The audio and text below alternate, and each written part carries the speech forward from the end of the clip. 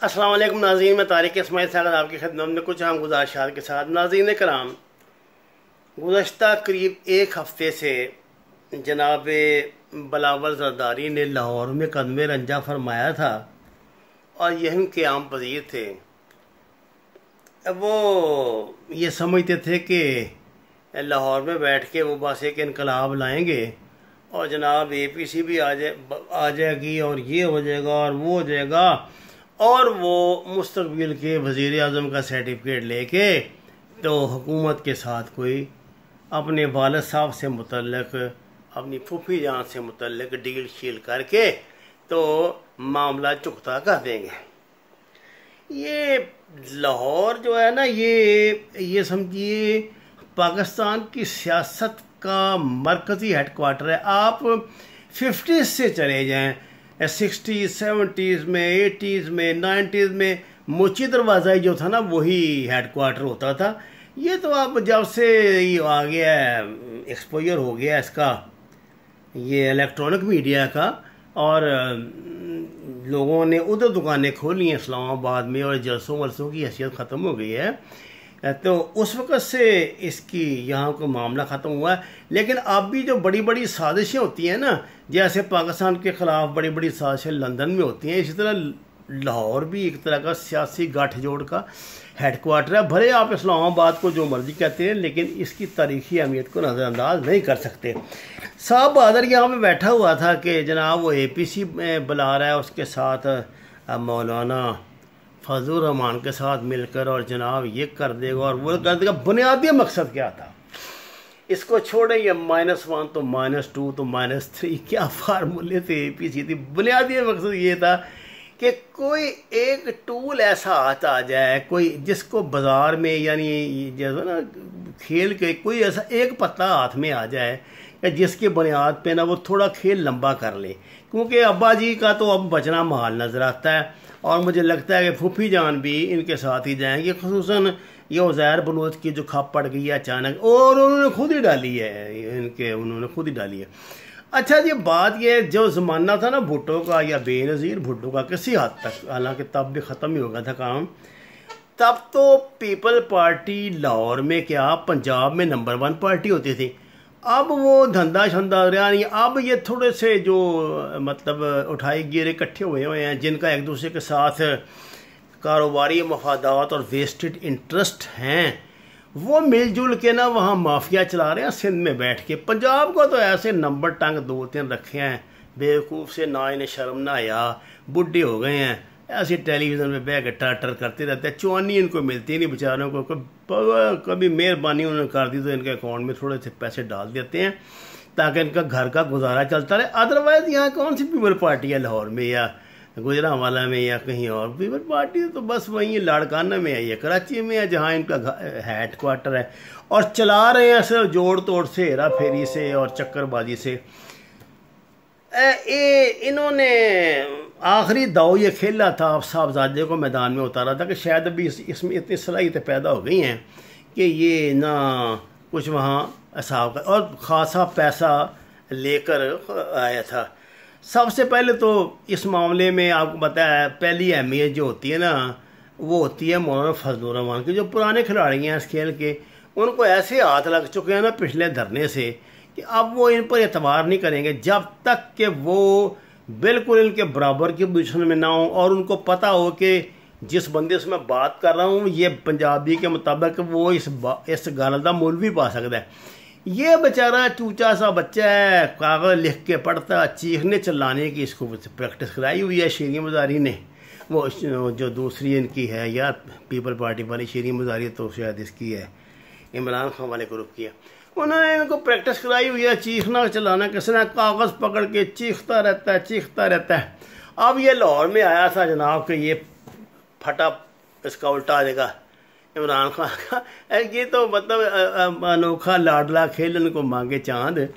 यहाँ इसने रुपये भी खासे तकसीम किए हैं, भागदौड़ हुई है खासी, लेकिन ये है कि वो बयान सुबह शाम यही देते हैं नून लीग वाले। बाद जो गई हुकूमत, बस गई वो होगी, जनाजा पढ़ना रह गया बाकी, बस जनाजा पड़ा हुआ, जनाजा रह गया। पर 2 साल से बेचारे जनाजा पढ़ रहे हैं, सफ़े नहीं अभी तक सीधी कर सके।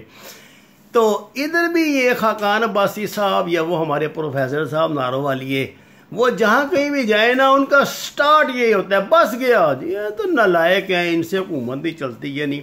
इसी चक्कर में ये बेचारा भी आ गया, रुपया यहाँ ये 3-4 करोड़ 5 करोड़ तकसीम कर गया है, लेकिन टके का रिजल्ट नहीं निकला। आप अंदाज़ा फरमाएं कि 3rd क्लास यानी मुकामी जो लीडरशिप है ना कानून, उसने भी इससे रब्ता नहीं किया, इसको लिफ्ट नहीं कराई।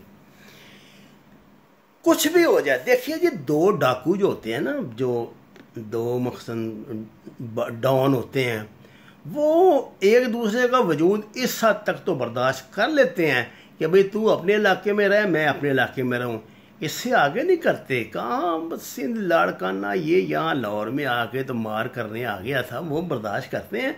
ये उनका पाया तख्त है, ये आले शरीफ का पाया तख्त है, यहाँ से कोई नहीं उन्हें उखाड़ सकता।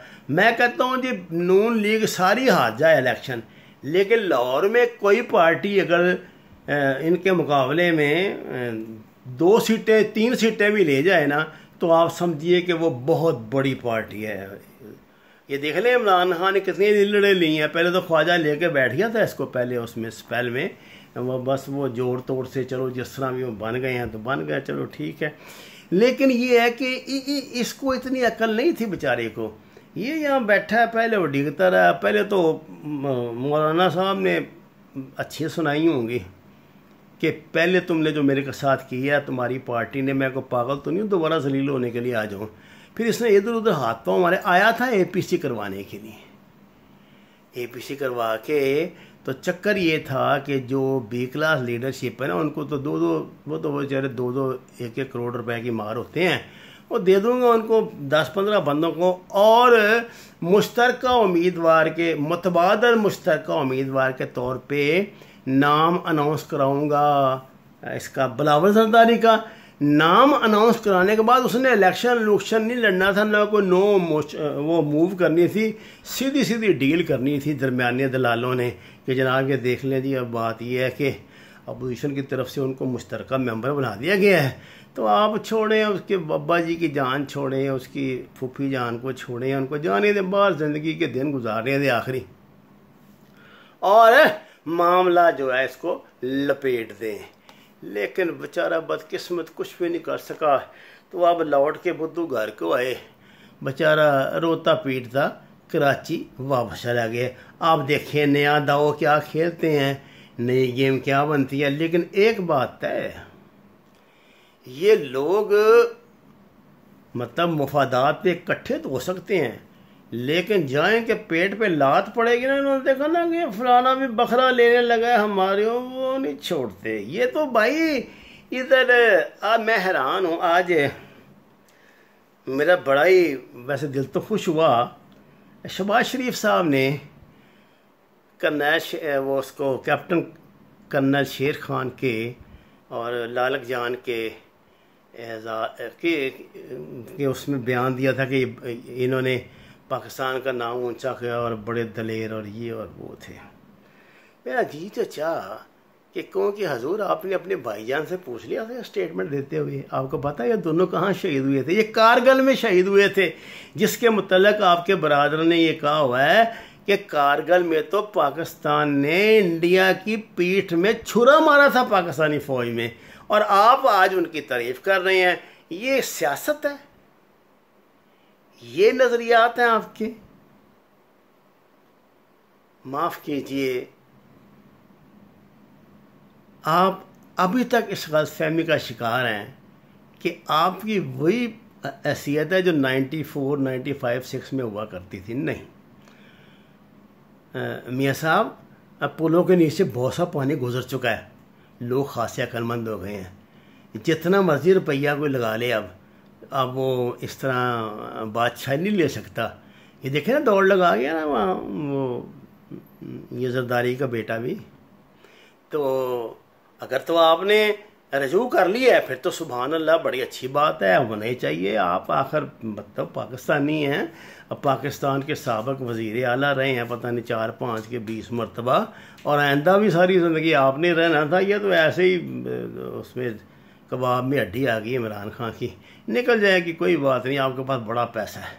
वमा अलैना इल्लल बलागुल मुबीन। नाज़रीन कराम, दरख्वास्त है कि कुरान और नमाज को तर्जुमे के साथ जानिए। जितनी भी घर में जगह मैसर हो उस पर सब्ज़ियाँ काश करें, सायादार फलदार दरख्त लगाएं, हमारे चैनल को सब्सक्राइब करें, सच के सफ़र में हमारा साथ दें। आपका बहुत शुक्रिया।